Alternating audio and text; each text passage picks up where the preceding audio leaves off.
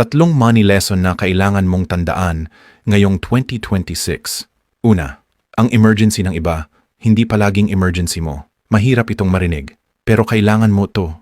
Hindi lahat ng lumalapit sa iyo ay responsibilidad mo. At ang ipon mo, hindi donation box. Hindi iyan pambayad sa maling desisyon ng iba. Pinaghirapan mo yan, galing sa puyat, pagtitiis, at sa mga lakad na tinanggihan mo. Gamitin mo lang ang emergency fund para sa totoong emergency, yung sayo. Kaya huwag mong hayaang ang ipon mo ang sumalo sa pagkakamali ng ibang tao. Pangalawa, itigil mo ang pag-aastang mayaman habang binubuo mo pa lang ang sarili mo.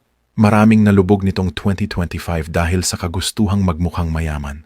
Ngayong 2026, huwag kang magpa-pressure. Hindi mo kailangan ng bagong phone, bagong sapatos, o bagong lifestyle. Kung hindi pa kaya ng bulsa, build quietly, upgrade slowly, save consistently. Mas nakakahiya ang utang kaysa sa pagiging simple.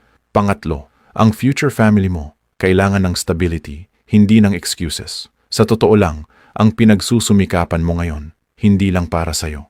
Para yan sa magiging pamilya mo balang araw, pangarap na bahay, pang-tuition, seguridad, at kapayapaan ng isip. Hindi mo yan makukuha kung paasa ka sa iba, kung gastos ka ng gastos, at kung wala kang direksyon sa pera mo. Kaya ngayong 2026, unahin mo ang foundation mo.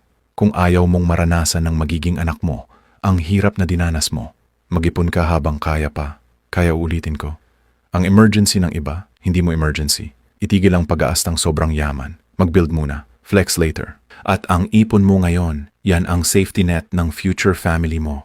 Dahil ang 2026 ay taon na hindi ka dapat madaling maubos. Protektahan mo ang ipon mo. Ayusin mo ang habits mo at tigilan mo muna ang pagiging sobrang maluwag sa pera. Kasi kung hindi mo didisiplinahin ang pera mo, ang buhay ang magdidisiplina sa'yo, gets mo.